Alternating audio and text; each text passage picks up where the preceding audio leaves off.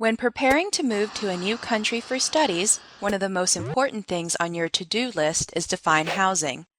It can be a time-consuming and intimidating process, considering the many choices you have to make and the differences in leasing procedures from country to country. I will discuss with other UT Dallas students online about housing options.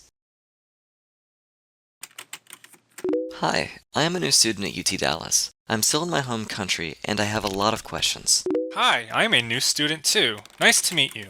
Nice to meet you too. Do you know what options we have for housing? I am not sure, but we could find someone to help us. That is why I am here. As newly admitted students at the University of Texas at Dallas, you have the choice to live on campus. There are two on-campus housing options available: University Commons Residence Halls and University Village Apartments. University Commons Residence Halls are available to all students, and the University Village Apartments are available to all students except freshman undergraduates. For more information and directions on how to apply, visit the UT Dallas Housing website at utdallas.edu/housing. Now that we know how to find information about on-campus housing, we're wondering what other options are available to us. Another available option is to live off campus. Could you tell us more about off-campus housing? We are thinking of finding a place together and being roommates. Sure.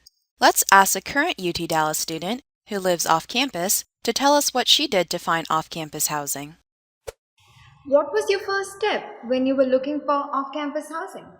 So I started my search online for places along the Comet Cruiser, which is Dart Route 883. It's actually a free bus for UTD students, which runs directly through the campus.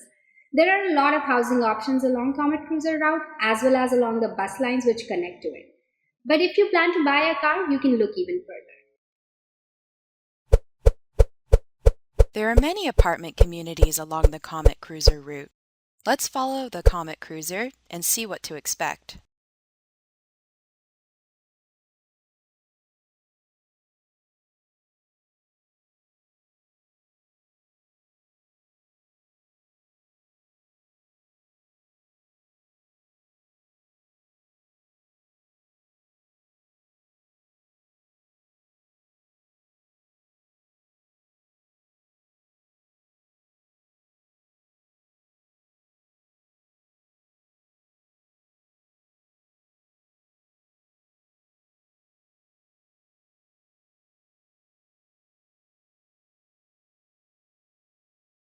Let's think.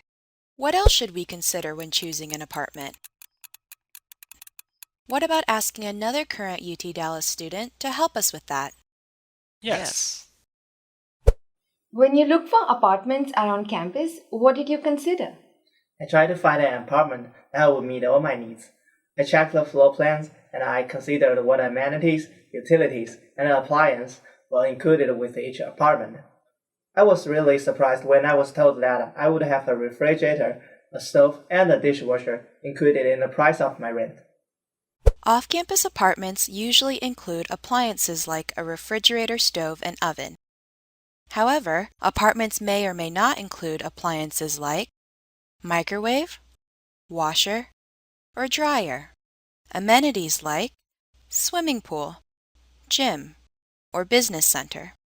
Some extra utilities you may have to pay for include water, electricity, internet, cable or satellite TV. Now that you narrowed down the things you would like to be included in your new apartment, you can call, send an email, or check online for prices. After that, you are ready to submit an application. The following are some common terms you may come across. Quote, "It is a statement from the property management that includes information about your base rent, possible extra monthly fees, appliances, amenities, and utilities." Application fee. It is the charge you must pay to the property management in order for your application to be considered. This is paid up front and is usually not refundable unless the application is denied. Security deposit. It is a one-time fee paid to the property management to ensure the cost of repairs in case of any damages. Renter's insurance. It is an insurance policy that will cover liability within the rental property. This protects you from unforeseen damages like water damage or theft. Some apartments require renter's insurance.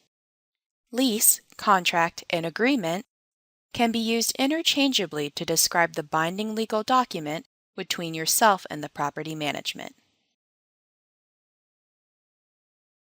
It is very important, so we will now talk more about the lease. After your application is approved, you are ready to sign your lease. Not knowing the terms of your lease could lead to many unwanted charges and expenses in the future. Pay attention to the length of your lease. Are you signing a 6-month, 9-month, or 12-month lease? Check the start and end date of your lease to avoid any unwanted expenses, and also be aware of any termination fees associated with early termination of your contract. Know what is included in your lease and what is not included. It is a very important document that needs to be reviewed carefully before signing.